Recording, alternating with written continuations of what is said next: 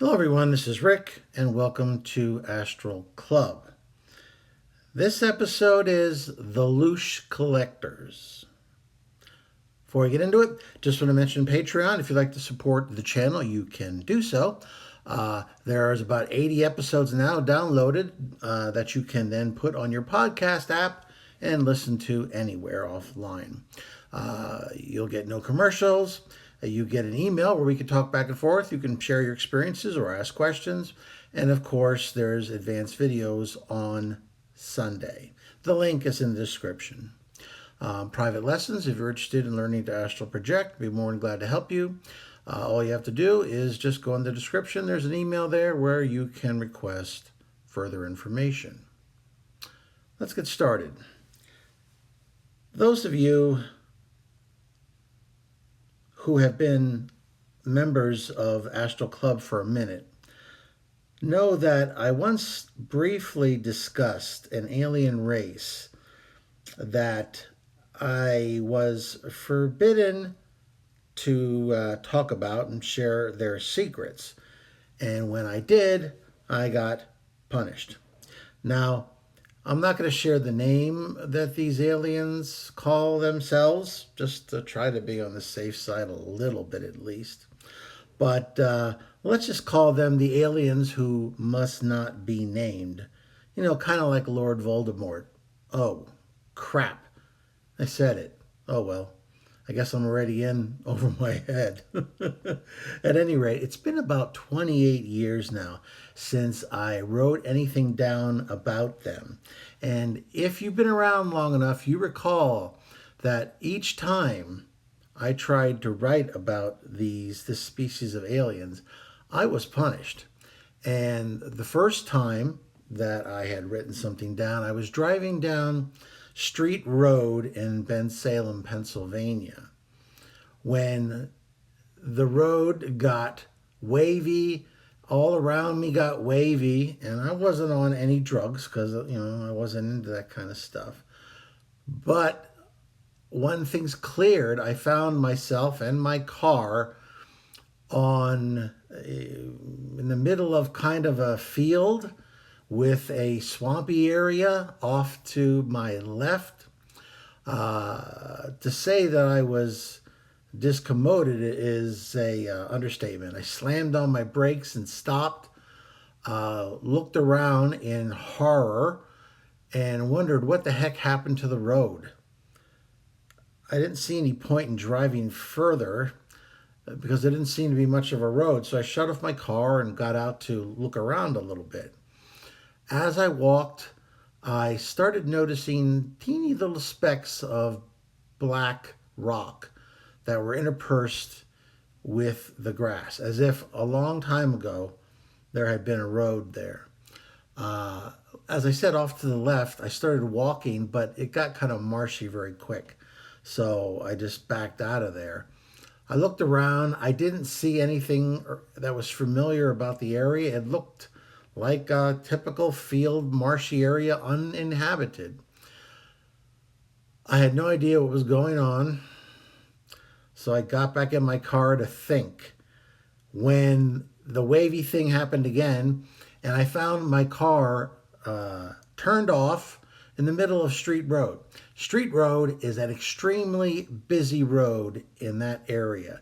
Bensalem is northeast of Philadelphia. And there was a truck bearing down on me at the time. Luckily, he was able to swerve around me and just gave me the finger instead of, killing me. I started up the car, still in shock, and started the drive home. I wasn't too far from home at that point. I thought about it for a minute, and then I realized that it's probably what they were talking about as far as punishment was concerned. Somehow they had the power to send me to some distant future on Earth, and it wasn't very pleasant. So once again, for a number of years, I decided to destroy my notes and be quiet. The next time I was writing something about them was I was in a Hampton Inn in the Pocono area in Pennsylvania. I was on a business trip, and The Hampton Inn was kind of on a hilly area, and beneath it there was just a little bit of some marshy area, that kind of thing. Not that I really looked at it very closely. It's not something I was interested in. Um, but before I went to bed, I just decided I wanted to write, and maybe I could write about these people, and maybe they were no longer following or paying attention to me. That night, after I fell asleep, I woke up falling into a body of dark water. To say I was confused, shocked, dismayed, panicked would be the understatement of the year. Luckily, I soon found out that the pond that I was in, because it was a pond, was actually it actually allowed me to stand. It was kind of mushy mud, but I was able to stand with my neck at the water level so I could keep my head above. And I looked around, and once again, I didn't see any signs of civilization. Where I looked up at the hill, which I could recognize as the hill that the Hampton Inn once stood on. There was nothing there. I couldn't think of anything to do but just to get the heck out of the water because it was cold. I made it out, got onto the shore, and started looking around. And once again, I was very dismayed because I sleep in very minimal clothing. Let me put it to you that way. And it was cold, and I was wet, and it was nighttime, and I knew I was in trouble. But the next thing I knew, things got all wavy, and I was back in my bed again. And I told you the story about coming back to my bed, soaking wet. I got out, I took a shower, and then once I collected myself out of the shower and dried off, I went back to my bed, which was, of course, still wet. So I couldn't sleep in it. I had to grab one of these stupid little blow dryers that they had. Sometimes they got good sized ones. Other times they got these teeny ones. So I had this teeny little blow dryer, and there I am at 2 or 3 in the morning. It was, again, I don't know how long it took. It took like an hour. Drying the bed enough so I could go back to sleep. I remember towards the end, around 3 a.m., I had somebody hammering on the walls. I can only imagine what he must have been going through, thinking, what is this guy doing blow drying something for an hour in the middle of the night? But, I can't say I blame him. I went back to sleep, and since that time, and it's been, like I said, around 28 years now, I have never written anything else down, and I haven't gotten into any more detail than what I just reviewed for you now. I'm going to take a chance because I really want to get some information out. Now, I'm not going to tell you the whole story. I'm going to tell you part of the story because it doesn't get into their civilization per se. So perhaps they're no longer listening to me. Perhaps if I don't mention more about their civilization, that if they are listening, I won't be punished extensively. Because the last time I was warned, they psychically told me that the next step was being dropped. They showed me the Pacific Ocean, and that would be profoundly bad. But I'm just the kind of this is information I'd really like to try to get out, and I'm hoping that I can do so. If this is the last video that I ever record, well, then I guess I screwed up. But let's get started. Okay, now, what happened after those events was a lot more. But I want to talk about how I met them. I was hovering in space above the Earth, something that I do fairly frequently. And I was minding my own business when suddenly this egg light ship appeared in space, not that far from me above the Earth. It looked to me to be about 10 foot tall, or about 3 meters for you metric folks, and about 4 feet wide, or about 1.2 meters. And it overall it looked kind of like a large egg to me, an egg of light. I was staring at it, just trying to figure out what the heck this thing was, when it felt like I was being pulled inside by some sort of tractor beam. Once inside, I looked around, and the ship looked like it was made of light, but it was a lot bigger on the inside, which kind of reminds me, anybody who's ever watched Doctor Who, everybody always says, "Oh, it's bigger on the inside." So there you go. That's it. It looked about as big as a football stadium inside that ship once I was in there. Now, I was just marveling. I didn't know what the heck to do, what happened. I'm just staring around, and all around the ship there was these blobs that were blobs of viscous light that were moving about, doing things. I couldn't tell what. They shifted shape, kind of like viscous lava. So, I really don't know if they have an inherent shape other than what I just described to you. Um, when I was approached by one of these viscous blobs who suddenly noticed me, he went right to the point. And I don't know whether it was a he or a she. I say he because why not? I can't think of anything else. And anyway, he said, "You do not belong here." I responded, "You're the one who pulled me in. What? Why are you blaming me? I was minding my own business." Um, the alien then responded, "We are collecting life radiation for our civilization. You were collected by mistake." And that the word "collected" was probably the closest English word that came to me when these thoughts poured into my brain. And I said, "Well, then excuse you. I was just minding my business hovering above the earth." The alien then said, "You are not permitted to occupy this sector of our space. Leave immediately." Well, I thought about that for a second. First of all, their space? How is it their space? The earth is my home. And who does he think he is telling me to leave immediately? Leave where? I said, "I live here. I'm not going anywhere."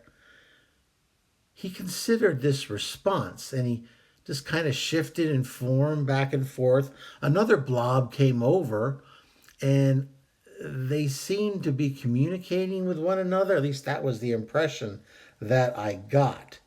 And It then returned to me and responded very well. "We didn't know you were of this planet. You may stay." Which I thought was awful kind of them, allowing me to stay on my home planet. If you're thinking I sounded a little sarcastic, I tend to get sarcastic in situations where I'm either amused or I'm stressed out. I was more stressed out than I was amused, so sarcasm is kind of my default position. So I said, "Thanks." Uh, but then my curiosity took over. I asked, "Where are you from? What do you do with this life energy radiation?" Because I could see the ship appeared semi solid, but I could see through the side of the ship and I could see this flowing energy that was being collected from all around the earth, like many spider filaments.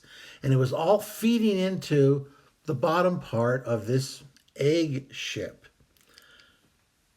The alien responded, "Our origins are secret. We need the life energy radiation to optimize our civilization." I then said, "Can you expand on that cryptic answer?" The alien said, "We will show you once the collection is complete, if you wish. However, you must never share this information or you will be disciplined." I said, "I understand." although I was already secretly thinking about how I would share it. Uh, I'm going to end it here because this is kind of a test. This may never air. But if it does, let's hope it's not the last one I post. If I get away with this, then I may feel bold enough to tell you what I saw going through that wormhole. Once again, most of you understand what Loosh is. If not, you can look up my episode on Loosh. I'll probably put a link. I'll pin it in the top of the description. But real briefly, for anyone who doesn't know what it is, Loosh was an energy that Robert Monroe talked about, that he observed that an alien race was collecting, and he called it Loosh. So why not? And this life energy radiation was going to some other alien civilization, and he even said that this alien civilization had purposely done things to perfect, purify the Loosh radiation, which occurs when human beings experience life. Joy is one of the ways, suffering is another way that Loosh is generated, and they then collect it. So like a gardener, like somebody who raises cattle, there's constant ideas about breeding and how you can perfect the species of plant or animal so that it works better for your purposes. We humans are very familiar with that process. We're probably just not as familiar with it being done to us. So that's Loosh. I'm going to end it here, and let's hope that there's more to come.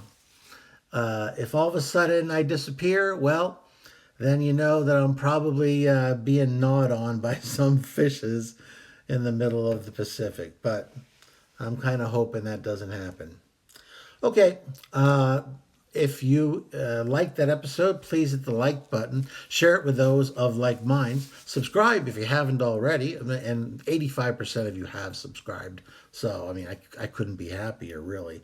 Make sure that bell is solid so that you get all the notifications on Wednesday and Sunday, or Saturday, sorry, when the new episodes are posted. Leave your questions and comments. I will answer them to the best or the smartest of my ability, based on the sensitivity of this issue. This is still just a test project. But hey, as always, this is Rick, and I hope to continue seeing you on the astral plane.